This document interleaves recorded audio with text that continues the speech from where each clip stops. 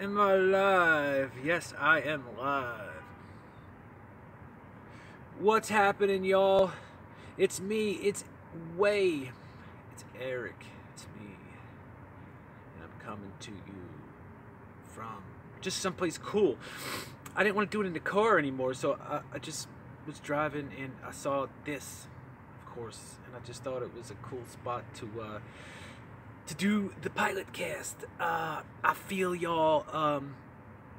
4th of July, I did the podcast. I think it was a good episode, and after I did a post show, and I was just gonna do like a quick pilot cast, but it turned into like a really long one, and I got pretty deep. And at the end, I was talking about something pretty deep, and I said to be continued. So this is episode 9, post show, continued, to be continued, continued. How is everybody on this Saturday? Buenos tardes, good evening, annyeonghaseyo, pangapsamida, erikamida, nice to meet you, all that stuff. Everybody knows salang ne salang mk. You know, yeah, it's all about her pretty much. I'm gonna continue it until it goes away. It's genuine feelings, and I have to get it out somehow. I don't have the money for a psychiatrist. This is my therapy. I'm sorry, it is. Gamza Mira, my king. Has been very good to me. Not many people understand what that is, but it's a special connection on another level. And my king knows I need physical human contact here also. So we're trying. It's levels, and on the next level there's negotiation going on. It doesn't just, angels can't just snap a finger and get stuff done. It's negotiation and it's balance, just like on this level. It's just a different level. It's all levels. There's negotiation going on right now, so hopefully my negotiators are doing well. I love them and I thank them, and I bow to my king. How's everybody doing? Saturday, beautiful day, San Francisco. This Tuesday on the podcast, it's This Human Experience podcast, straight from Mutiny Radio Studios in the Mission, 21st in Florida. Love it. Having a great time. Almost in double digits. Tuesday will be episode 10. Tuesday will be episode 10. And, I love it. I think it's a unique podcast. It's a story, it's a love story. It's a horror story. It's a drama. It's a comedy. It's all that. And it's me, but it's you. It's this human experience. We all cross. We share each other's experiences. We all have our own universe. There is a infinite amount of universes, and we all have one. Everyone that ever lived, everyone that will ever live. Time is an illusion. Einstein taught us that.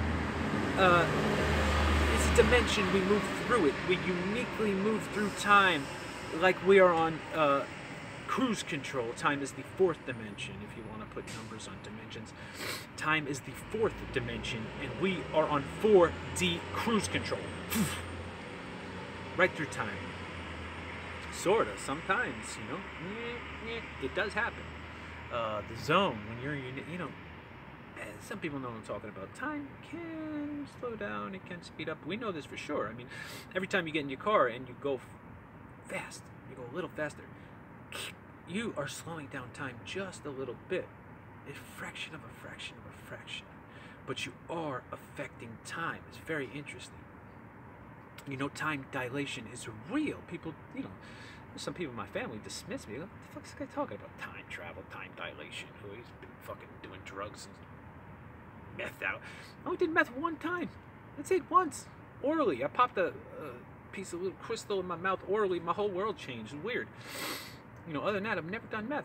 They think I'm all drugged out when I think of these things, but time dilation is real. Einstein taught us that. And what it says is, the faster you go, or the closer you go to a gravitational force, time slows for you and the observer as well. So, for instance, the astronauts in outer space, they're going about 15,000 miles an hour, I believe. Something like that. And their time slows just a bit. So when they get back to Earth, they are a bit younger than everybody else. their time has slowed. Or more like we are a bit older. For them, they feel time normal. But when they get back to Earth, they're a bit younger than everybody else because their time has slowed in relative to us, the observers. It's relative. Everything is relative. We are the observers. It's relativity, of course. It's special relativity. So it's me, I'm Way. I'm doing what's called the Pilot Cast from outside the Jaguar. I saw 111, so I stopped. It's cool. There's some lions and stuff over there. Can you see it? It's cool. So I stopped and I figured I'd have a banana. Everybody knows bananas are good for you. And, you know, I figured I'd continue episode 9 post-show. What I was talking about when I said to be continued is when MK left. When we were in New Jersey over the wintertime. I didn't want her to leave, man. She's so special to me. She was my best friend. She was everything. I finally had my forever friend. I said to her earlier, I said, my mom always worried about me, you know, especially since I separated from my ex-wife. And I was finally able to tell her, I said, Mom, don't worry. I found her. I found my forever friend. Don't worry, she's here. I have my life partner. I have my forever friend. I told her that. My mom was so happy. She loved MK. She never met her, and she loved MK for that. She kept asking me questions. How's MK? How's MK? And then when I went to Florida, her and my mom actually talked on the phone. It was very special for me. My mom loved MK because she was my forever friend. I finally found her. Anyway, we know that changed. So, for her anyway. My mom still loves her, by the way. To be continued, I was in New York that morning when she left. It was like a rush, you know. We got her stuff together, everything. The fucking subways were on. They were working on the subways, so we couldn't take the correct subway. Everything was pointing to her staying. I swear to God. The subway was down. We got out. Time's ticking. Tick, tick, tick, tick, tick, tick, tick. I see the concern on her face. I was worried. I didn't want to, you know, ruin her trip, even though I wanted her to stay. Of course, I wasn't trying to make her stay. I wanted her to get to the airport on time. I wanted her to feel comfortable. I didn't do anything physically to make her stay, but everything that was happening was pointing to her staying. So the subways were all fucked up. We couldn't take a bus. So finally I'm like, fuck it, let's go upstairs. We'll take a cab. We'll go upstairs. We'll throw her shit in the cab. We get her to Penn Station. And, you know, she makes it. I go to the airport with her. We talk. I give her a big hug and kiss. You know, the normal stuff. When two lovers, you know, have to leave for a while, we did the same. I kissed her. I was sad, you know. I loved her being here. We had just a few days earlier went to, you know, Gotham Comedy Club. I had one of my favorite nights ever. She filmed it. It was just a beautiful friendship. So she makes the airport on time. She gets in the plane. The plane doesn't want to leave. I swear to God. I said on the last video, I said, my energy, my doppelganger or whatever it is on that second level, because we live here, but we also live on another level at the same time. I believe that. You know, that's in my story that I'm writing. The Short Story of Eternity is the working title right now. And there's a lot of fun and dramatic license in the movie that I'm writing, but on some level, you know, what I write is experience, is what I'm experiencing here. I'm an agnostic. I'm a true agnostic who's always asking questions, but I had a special experience 2.5 years ago now.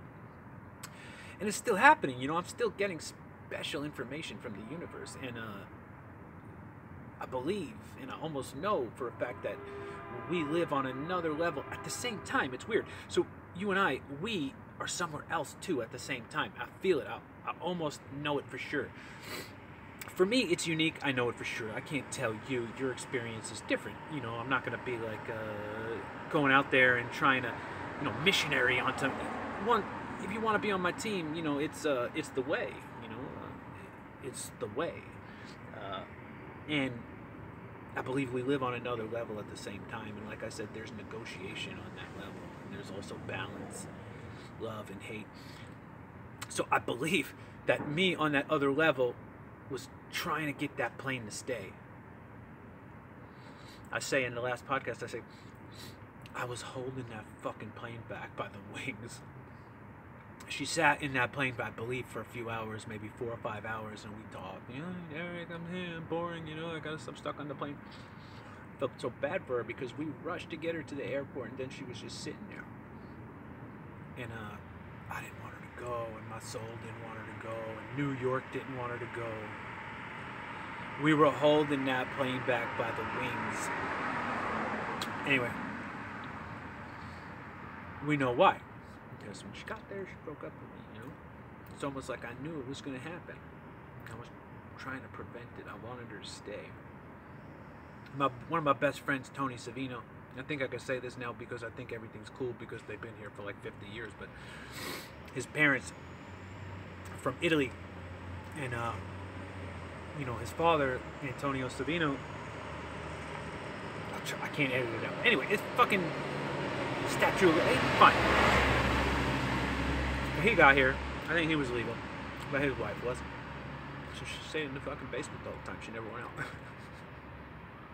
But she was fine. She's an American, I just wanted her to stay. I just wanted to cheat the system and have her stay, because she was on the ESTA visa. And I believe some part of her wanted to stay also. Some part of her wanted to go. But anyway, she went. The plane finally took off and she went. They had a layover in Japan.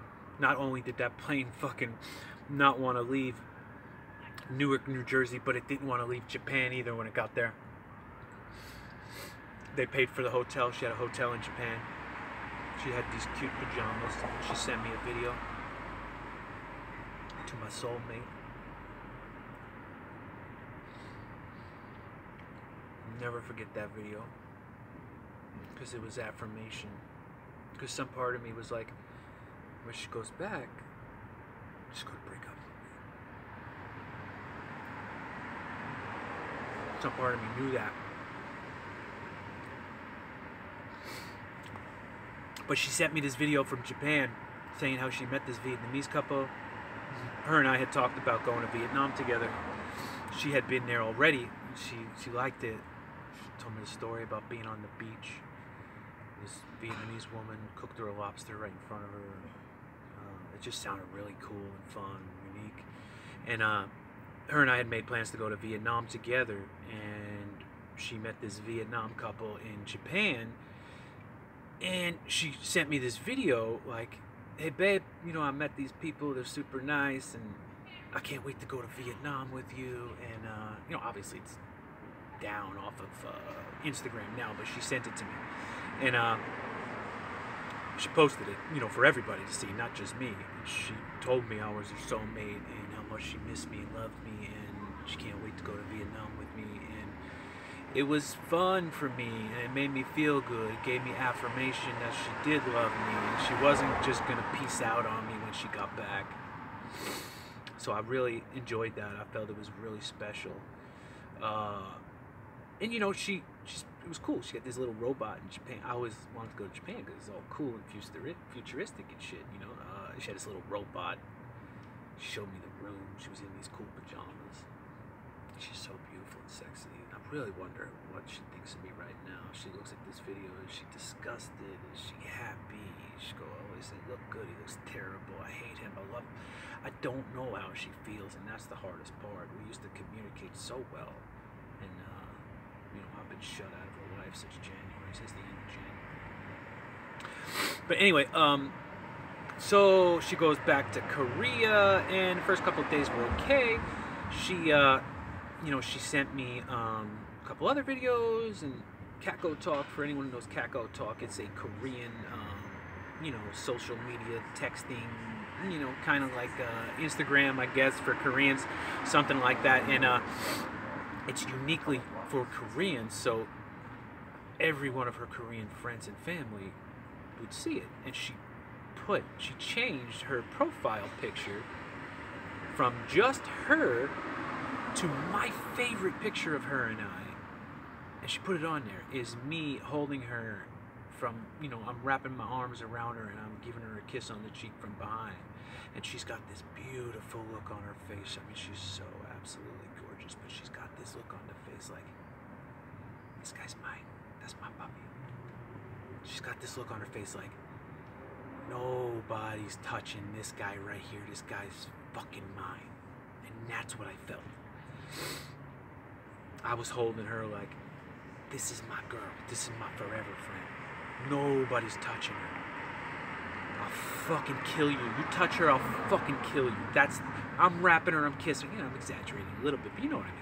It's entertainment, it's all fun. But I'm holding her, I'm kissing her on the cheek like, this is my girl. This is my wife eventually. This is my life. This is my future. And she's got this look on her face in this picture like, that's my guy. Nobody's touching my man. She said it a few times. She said, nobody's touching. That's my man. And that's the look she had on her face. And I love that picture. And she changed her Kakao talk to that picture. And that, I was over the moon happy. Not only did she go back to Korea, still loving me. Not only did she send that Japanese video, still loving me. But she changed her Kakao talk to her and I. I don't know if you understand how special it is, because now every one of her Korean friends knows it's her and I. They all know. I don't know why she did that. I hope she did that because she wanted it to be her and I. But now I don't know. I'm not sure, you know. Anyway, so her and I had some financial issues. Because in New York we spent a lot of money, and I didn't want her to have to spend any money in New York, but she ended up having to spend money, and she got back, she was staying at her parents' place, and she was broke, and I felt bad. She couldn't go to the doctor, and she couldn't do this, she couldn't do that, and it was my fault. It was my fucking fault, you know, and I knew that. And but she never blamed me, she never blamed me. So as the days went by, she started to get into this little depression. And I also was going through some shit because I was coming off of opiates. She helped me come off opiates. And I was going to do it like completely for her because I love her so much, you know. And I was going through some withdrawal issues myself. We were both not at the top of our game. And one day, I went out to my brother's house. I had to pick up my check, my income. I picked it up. I got on the train, and I was talking to her on the phone. And I finally had some money. I was going to give it to her because she needed it. It was a little over $1,000. I have to get into these details because it's very important. I bought a slice of pizza from the pizzeria at the train station, and we were on the phone together. And the conversation changed. And she said, Eric, I mean, we were having a normal honestly having a normal conversation about plans, life, all this stuff. We weren't arguing or anything. And she said, Eric, for the first time, I'm having doubts about our relationship. Oh, let me go back. Before this happened, so she changed her Kakao talk, right, to her and I, which I loved. Like I said, that made me feel so secure and happy. And I was like, I'm going to make this woman proud. Because I had, like I said, I had some issues. I had some financial issues in the opiate thing, and I was getting stronger. When she did that, I said, I am going to make her proud. I love her more than anything in the world. And there's only 3 other people I could say that about. And those are my 3 kids. She was on that level. She was my family at this point. My MK was my family. And I said, I'm going to make her proud. I'm going to make her proud. So anyway, but she changed it. One day I woke up and she changed the photo back to just her. And my heart sank a little. It was, why'd she do that? But she preemptively sent me a message and she said, Eric, I just want to let you know I changed my Kakao talk back to just me. because I don't want my mom to see it. She had never told her parents about me because Korean parents want their Korean daughter to just marry a Korean, which is I never met her parents, and I don't judge them individually because it is culture, but it is ignorant, devolved thinking, and she knows that, and she's not that person. She is one of the most intelligent people on the planet. She's Einstein brilliant. But she doesn't believe that. She doesn't believe that you have to stay within your own, and I'm a humanist, and it's not like a mandatory, but I believe that we are meant to mix. I believe you should fall in love with whoever, but for the most part, and there's some science to back this up, strongest connection you could have with somebody is the furthest you away from them DNA, and there's an evolutionary purpose for that. It's socio-evolution. We're meant to mix. Eventually, there's no such thing as colors. We are the human race, and eventually we won't see each other as different in the way of skin color, country, borders, all that. I'm a globalist. I believe that the borders have to go. For us to evolve as a civilization, to level up, we have to sort of be a one-world government, get rid of the borders, get rid of this nationalistic disease, or this racial disease that we have, this ignorance, and it served a purpose for a while, but evolution says we must change. We must not think that way. So I believe her and I had such a strong connection. We connected on such a level, is because of our DNA being a little bit different. I didn't think about that. I just fell in love with her because of who she is and how well we connected and got along. But there's some truth to that. I mean, when we first met, she said she liked my skull. She was attracted to my skull. Look at this. This Viking, this American, Italian, Nordic skull. She was attracted to the skull. That is evolution at its finest. And obviously I was attracted to her in very unique ways. It was evolution. I was attracted to this exotic, beautiful Korean woman, but I didn't associate her with Korea. I just associated her as mine, as my MK. Obviously, at first I was attracted to her because she was Asian, but she is actually uniquely Asian. She does not look like the average Korean. I am attracted to unique individualism, and she is so individualized. She is such an individual. She is so her, and that's what I fell in love with. People think, oh, this guy's with an Asian girl. He likes Asian girls because Asian girls take care of you, and they fall at your feet, and they submit, and all this stuff. Yeah, tell her that. Tell MK to do something. Tell MK to fucking tie your shoes. That's why I fell in love with her, because she was her. She's like me. She's a zero fuck. She gives zero fucks. Sorta. That's why I love her. Because she cares also. But she knows that, and what was I talking about? So yeah, so she turned her Kako back to just her, and she said, hey, I did it because I don't want my mom to see. And I didn't really believe. I'm not calling her a liar, but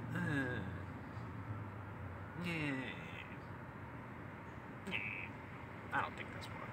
Anyway, I digress. But it hurt.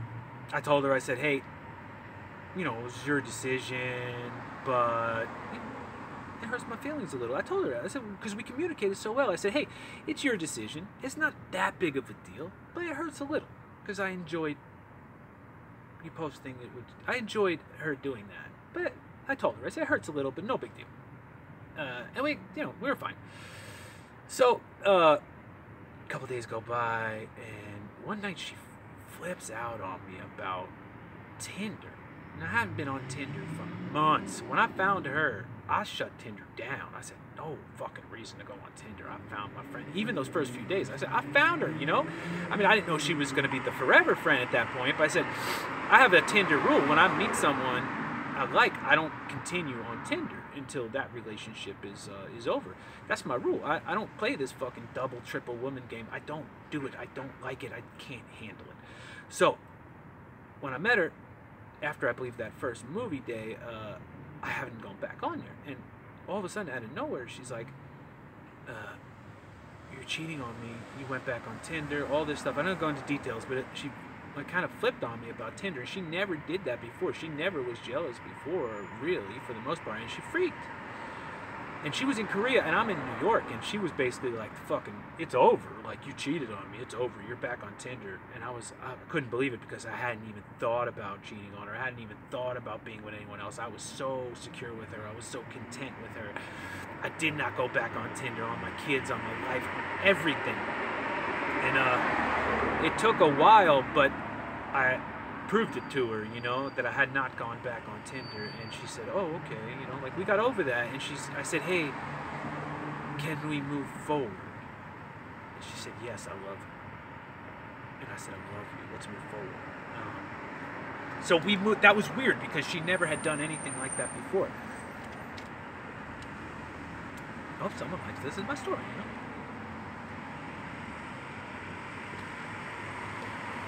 Guess I'll be right. Yeah, so that was a little strange because she'd never done that before. She accused me about the Tinder thing. So we move on. I'm in New York. She's in Korea. A couple of days go by. Like I said, now I'm at the train station. I just pick up my check. She's broke. I gotta get her this money. The whole fucking day. I gotta make her proud. I gotta give her this money because I knew she needed it for stuff. So I get the money. I go to the train station. I pick up a slice of pizza. I'm eating it. I get on the train. And she goes, Eric, I'm gonna break up with you. First time in my life, my heart got broken, shattered like that. Boom! I didn't really believe her, but I believed her. She goes, I'm having doubts. It's the first time I'm having doubts about my relationship. And we had just had a normal conversation. We were having a normal conversation. I got that piece of pizza, and she said, I want to break up with you. I believe that chicken parm slice from the pizza place at the Lake Ronkonkoma train station in Lake Ronkonkoma, New York, took away my favorite person in the cosmos. It sounds like exaggeration, but I think it had something to it. She was back in Korea, you know, like I said, she spent a lot of money in New York. Some financial issues, and I think she saw me buy that piece of pizza and said, this motherfucker's buying pizza while I'm sitting in his apartment broke and hungry. I didn't realize how empty her fridge was, just put it that way. But I was like I gotta get this money to her. Like I gotta make her proud. I gotta bring her this. I gotta make her proud. I was thinking about that all day, and I swear that's the truth. And I finally got it. I finally cashed the check, and I was gonna go to MoneyGrams or whatever. We were gonna figure it out. And she said, Eric, I want to break up with you. Cried on the train. I said, don't do this to me. What the, like, how could you do this? Like, we were just talking about opening the bank account and putting this money in there and doing the business and doing all this. I said, what the fuck just happened? Anyway, I was still going to give her that money. She said, no, keep it. I can't take it. I said, no, you have to have this money. You're taking the, no, keep it. You need it. She would not accept the money. I swear to you, that's the truth. Over $1,000 I was going to give to her. She needed it. She wouldn't accept it because she knew, or, you know, thought that I needed it to live, which is kind of true, but I told her I would have fucking slept on the floor in the subway. I needed to make her proud. I swear that's the truth. But she wouldn't take it. She didn't take it. So a couple days go by. We're still talking every day, by the way. She's explaining to me kind of some things. I'm explaining stuff to her. You know, she said, hey, Eric, you know, I still want to be your friend. I promise you I'll still be your friend, because we had made that promise to each other. she had said, no matter what happens, we'll always be friends. And I told her that. I said, MK, no matter what happens, I always want to be your friend. I love you. I kind of knew maybe at some point we'd have to like break up for a while or something. But I loved her on such a level that I kind of almost wish we never dated, that I was just her friend. I love her as a person so much that I wish maybe we never dated, that we could have just been friends. But anyway, we were still friends, talking every day. She was very worried about my feelings, so she stayed in touch with me. And we stayed friends. And she actually said, "You're my bestie," And she wrote some things, she posted some things, and said, "I have a bestie in New York." It's how it was. Even after she broke with me, we were still friends. She cared about my feelings. I loved her. I kind of joked with her, like, yeah, we're going to get back together, all this stuff. But she was going through financial issues, and I said, let me get you this money, and she would not accept it.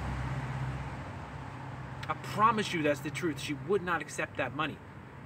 And then I used most of it, because I had to live. I was staying in this apartment. I had to live, and obviously eat and stuff like that. And she got to the point, like I said, I didn't realize it. She got to the point where she had nothing in her refrigerator, nothing. And she finally was like, I'm fucking hungry, Eric. And I couldn't, but like, wake up, Eric. Your favorite person in the cosmos is hungry. She's got nothing in her fridge. So I researched everything online, like trying to get like one of those delivery services that we have here, like Google Delivery, Podbean, something like that, and I couldn't find it.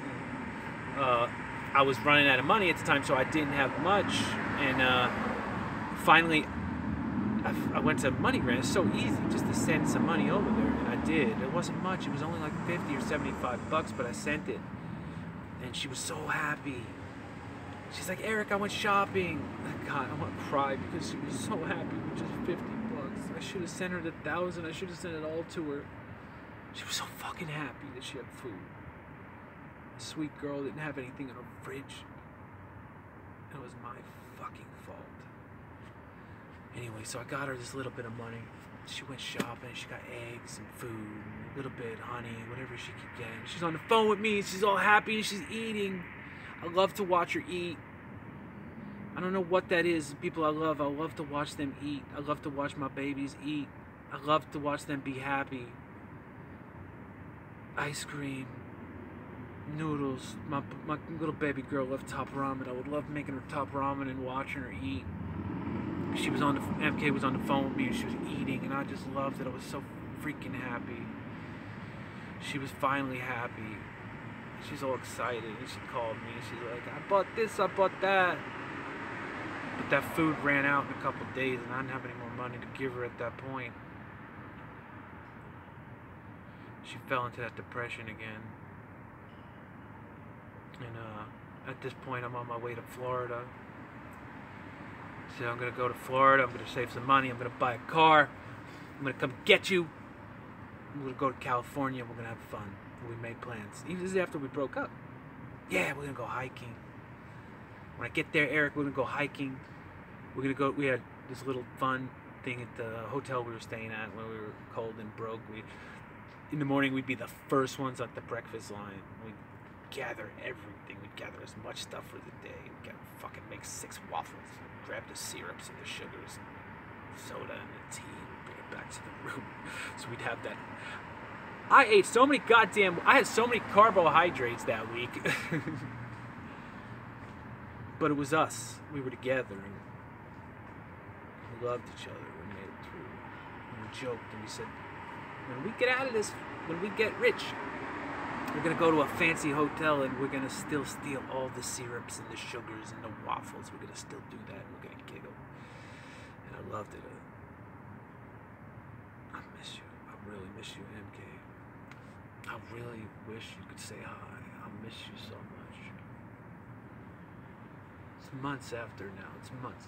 And I've thought about you almost all day, every day since. Does that make me sick?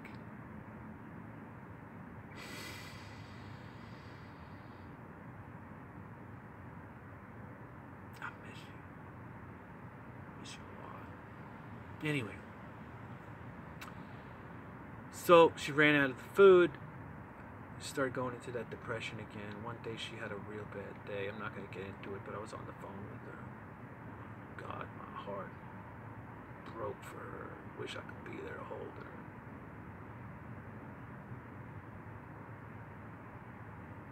Wish I could have been there. All these wishing and good intentions, right? They mean nothing because I didn't take any action. I couldn't. I was broke as fuck. Money means nothing to me. If I had the money, I would have just... every penny I would have given to him. Money means nothing to me. That's part of the problem. I don't respect money. I never learned how to do that. My family was great. You know, my father passed away before my 5th birthday. My mom tried her hardest. I had a very loving family. It was great. I learned a lot of love. But I never learned how to manage money. I never respected money, and now I wonder, I said, which one is better? The loving family or the one that teaches finance? I wonder now because, yeah, I love, but I lost everyone I love because I didn't know how to fucking deal with money. There's 4 people in this life that I absolutely crazy love, and I lost them because of money. I'm not saying they made the decision, because I didn't know how to handle money, because I don't know how to respect the dollar. I don't have those people in my life. It's a 111% guarantee that if I had money, if I had more money at the time, I would not have lost my children. It's a guarantee.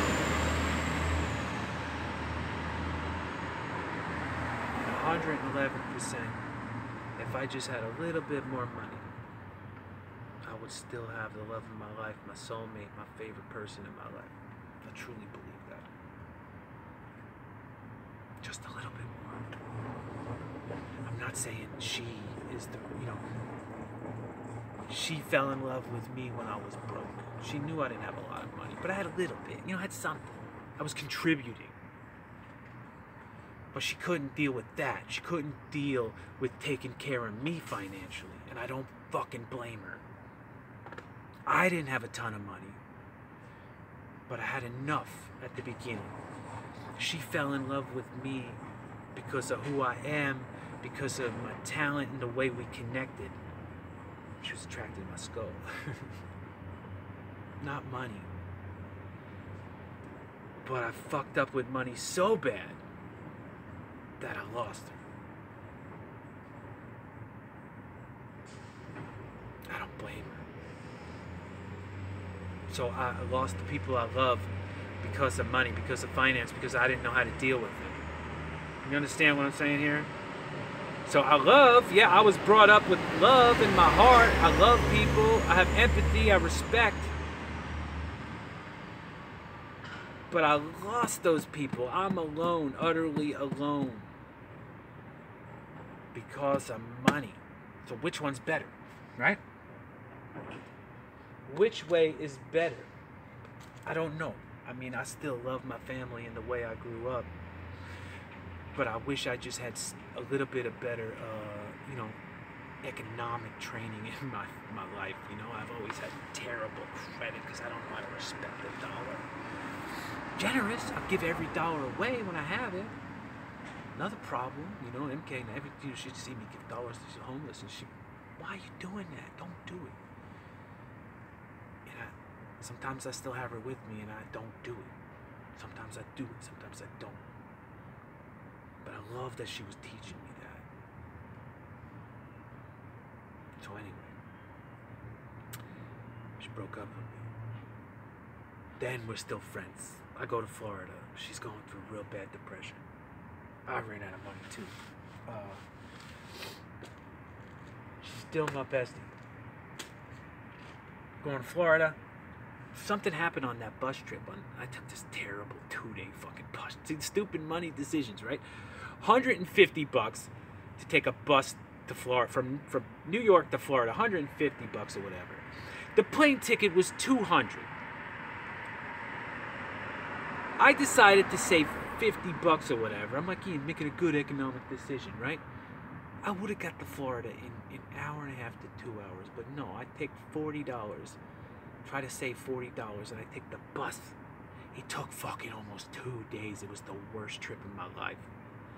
5-hour layovers, like in Maryland, Baltimore, fucking The Wire. I never seen The Wire, but now I'm like, oh shit. 5-hour layover at a Greyhound station. They don't even let you. The benches are these wire metal benches with dividers, so you can't even lay down and be comfortable.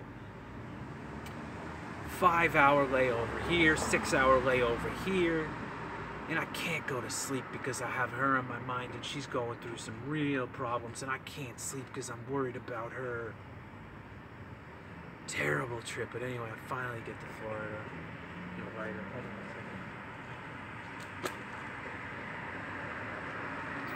I finally get to Florida and we're still talking, but it's getting longer between conversations. We used to talk every day for hours, right on time at the same time, but now it's getting, you know, it's not regular anymore, but we're still talking, we're still friends. Get to Florida, she says hi to my mom, we're starting to get a little bit better, connect a little bit better. Then something happened again. And I wouldn't talk to her for a day. I was like, whoa, a whole fucking day went by and I didn't talk to my favorite person, my sweetie. I didn't talk to her for a whole day. Oh my God, what's going on? Let's see if I can find this light.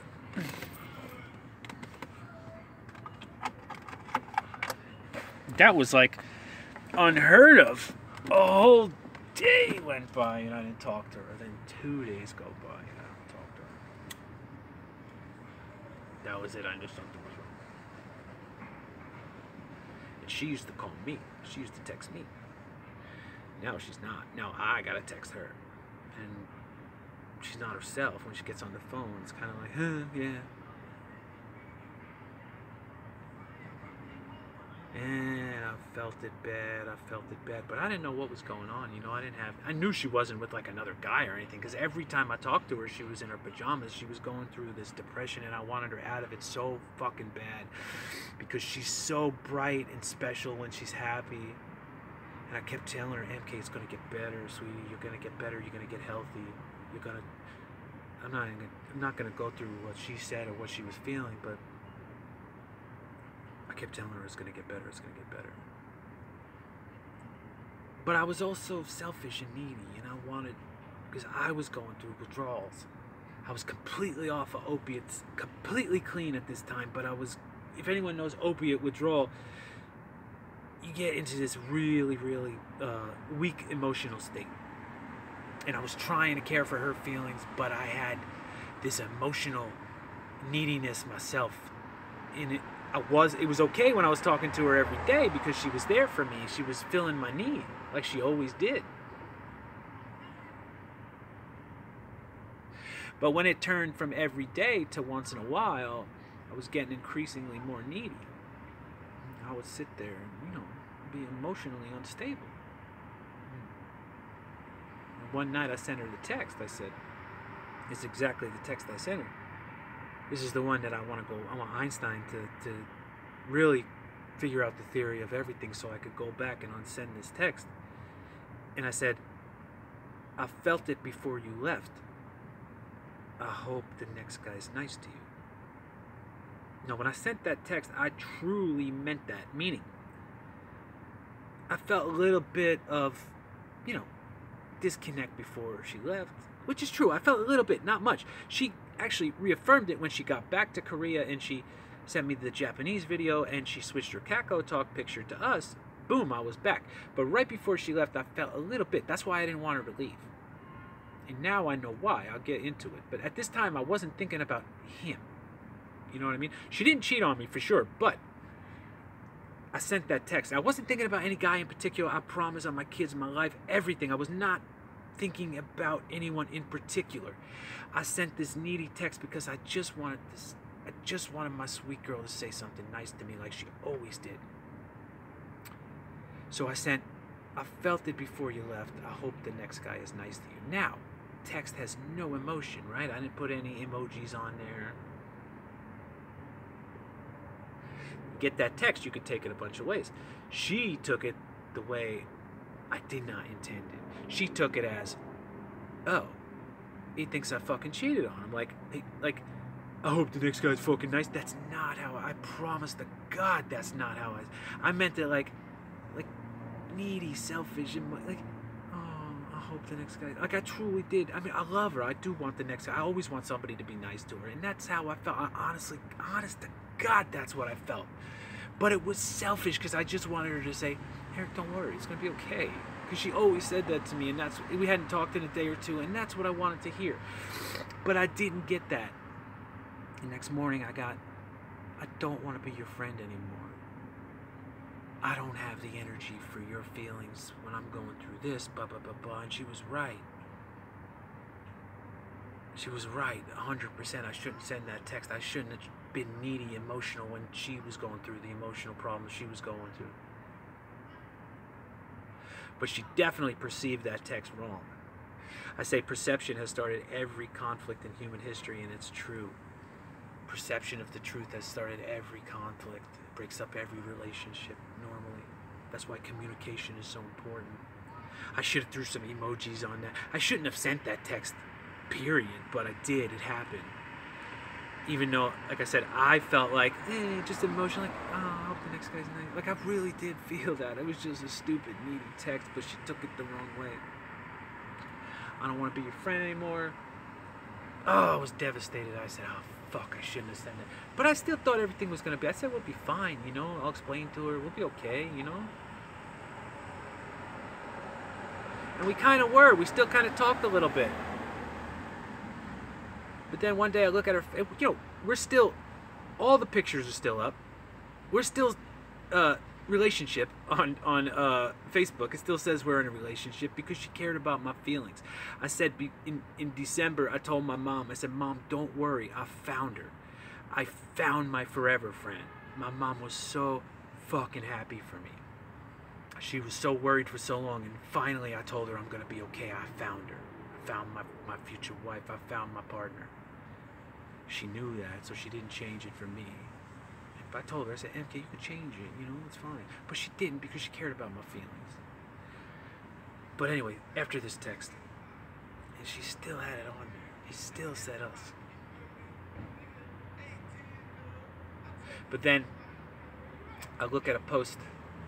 I look at her Facebook, and she posted, because she was getting better. She was coming out of it. She posted thank yous. You know, I want to thank, mostly it was in Korean. I want to thank this person, my mom, my mother-in-law, all these people, and I was happy for her. I was looking for me on that list maybe, and I wasn't there. My name wasn't on the list. At the very end, there was a English name. There was an American name. Cedric. Cedric.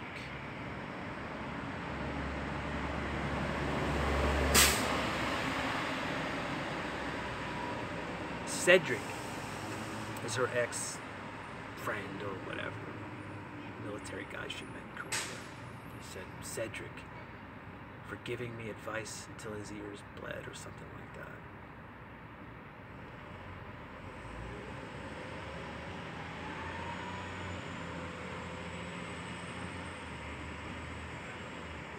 Crushed me, devastated me.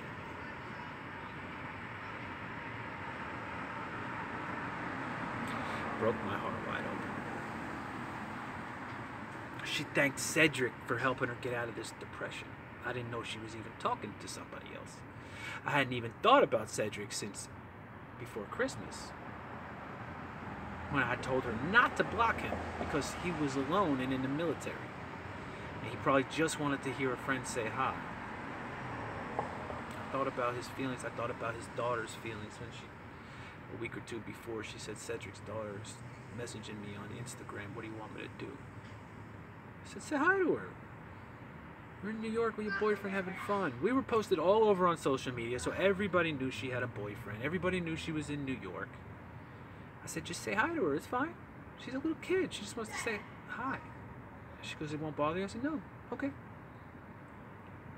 2 weeks later, Cedric texted me. He said, Happy New Year. Merry Christmas. Do you want me to block him? I said, no. But something made me stop, and I said, wait. Do you have feelings for him? She goes, no. I don't have any feelings. Like, right away. No, I don't have any feelings for him. I said, okay.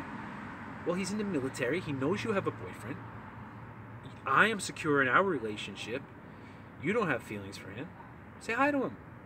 I said, the worst thing in the world is being dismissed. Just say hi to him. She goes, it won't bother you. I said, no, sweetie, it won't bother me. I said, I'm secure. I'm content with our relationship. She goes, okay, thank you. I'll say hi to him. And she said hi to him.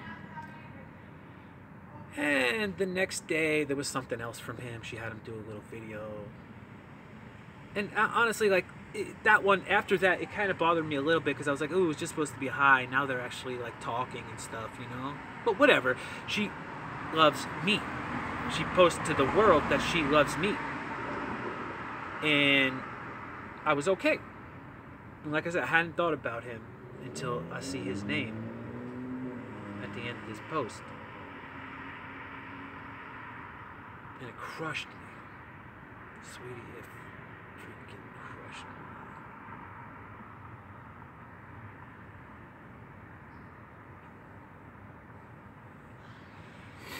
She knew that I really didn't get jealous, like, about physical attraction, stuff like that. But emotional stuff, I miss you so much.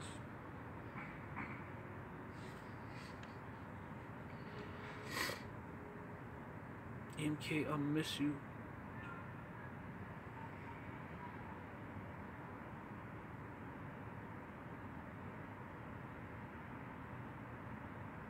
Anyway, she thanks him. I really like I said, I got devastated, and it was like one of those, what do they call it, like, spontaneous insanity, or, you know, when you go crazy for like a brief second, you know? You go nuts for a brief period of time. I called her. She didn't answer at first, and finally she answered. She goes, what? She knew why I was calling. I go, MK, can you explain that post to me? I said, maybe I got it wrong, you know? So let me give her the benefit of the doubt. Maybe because we always communicated well. So I said, MK, can you explain that to me? And she goes, no, you're not my friend anymore, and we broke up. I don't have to explain it to you. I said, I know you don't have to, but can you? She said, no, I'm not explaining it to you. And that was the insanity. And I said, fuck you, you bitch. Hope you have a good life with your boyfriend. I never thought I could ever say those words to her. It was like I was with Jessica again.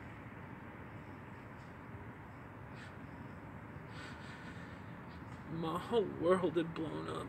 My whole dream, my future destroyed in an instant.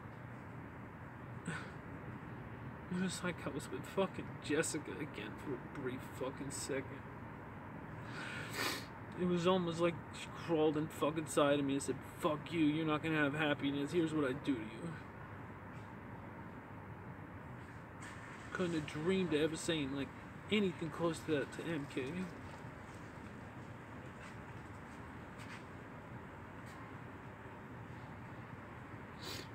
I never imagined I could say those words to her. I said, fuck you, bitch.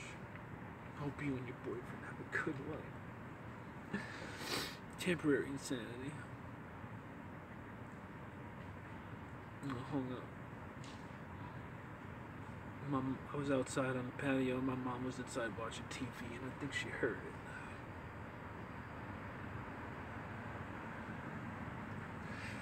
And I think she knew.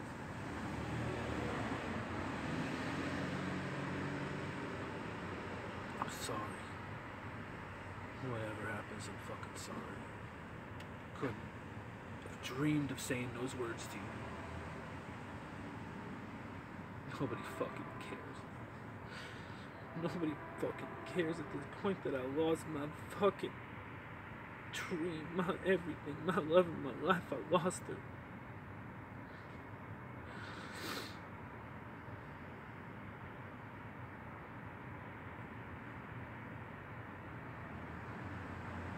So that's it. She fucking blocked me from everything. I got progressively worse. They started emailing her crazy shit. My soul panicked. And I progressively have lost it. Because even still, even with those fucking words, she was willing to be my friend still.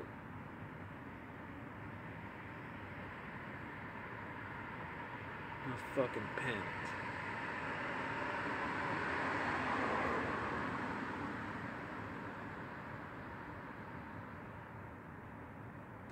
This disgusting, lonely, fucking, creepy fucking monster ever since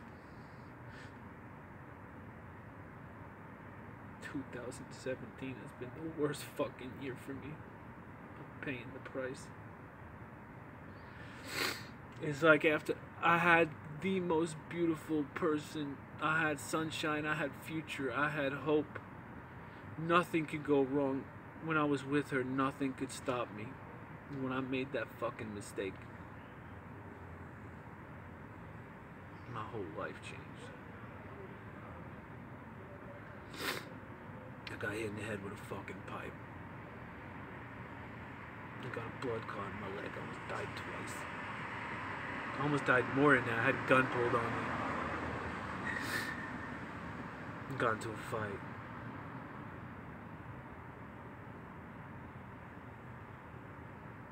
Got stolen.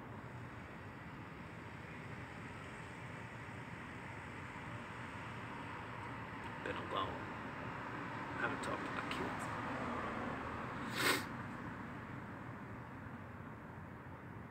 The absolute worst time of my life. It went from the happiest time of my life to the worst time of my life. I have this fucking curse over me right now, and I can't break it. I cannot break the curse. The fuck was that? Did you hear that?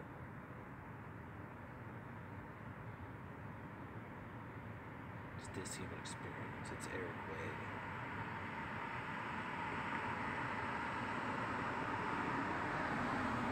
It's my story.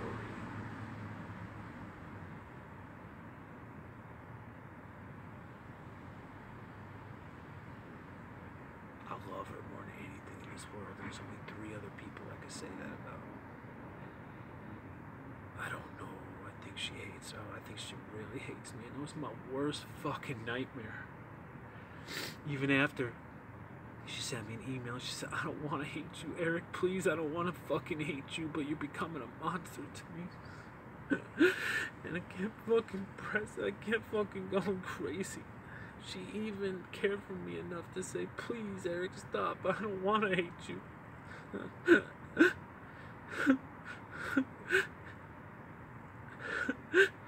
I don't want to hate you, Eric.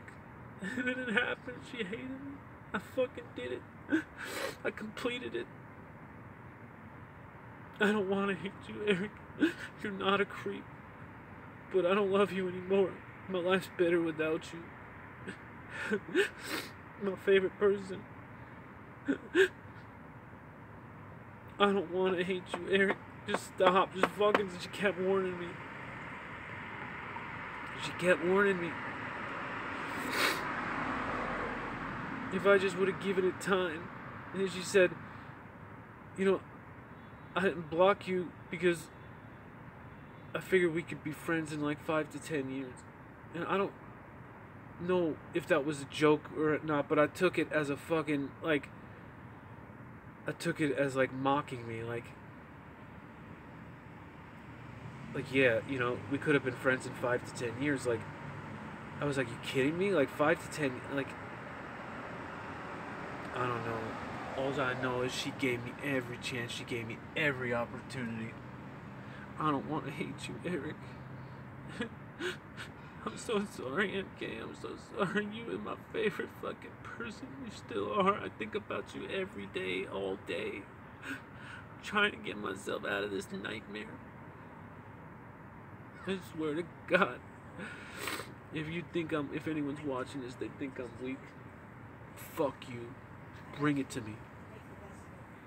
Fuck you. I'll destroy you. I'll fucking eat you. I'll eat your fucking face off in the street.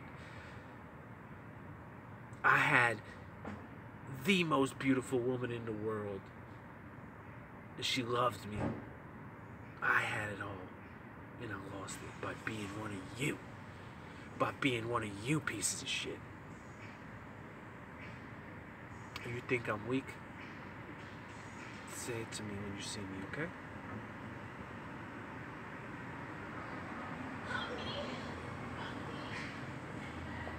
Four people in this world I care about. On a level you could never understand. So you think I'm weak crying over that? Say it to me the next time you see me. I'll fucking destroy you.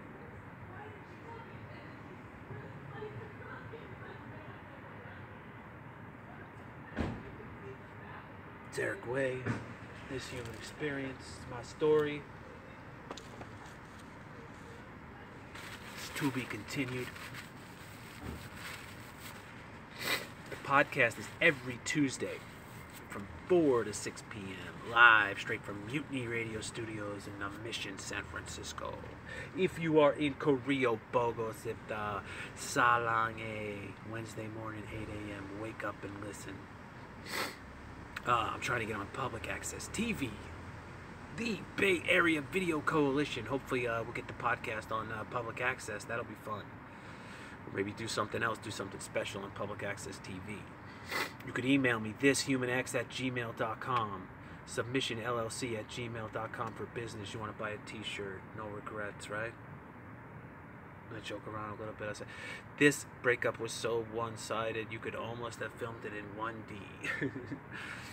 I still love her. I still consider her my friend. I guess to myself every day that she's my friend. She's my best friend. I always remember her as my friend. I love you. I love you, MK. I really do. It's not fake. It's not contrived. It's genuine. I know I made a lot of mistakes. I posted a lot of stupid shit, but I wish I just would have had you to fucking text me and say, shut up, stupid. I wish you could have still done that for me. I'm sorry, MK. I really am. I never meant to hurt you. I was just expressing my feelings like a dumb fat jerk.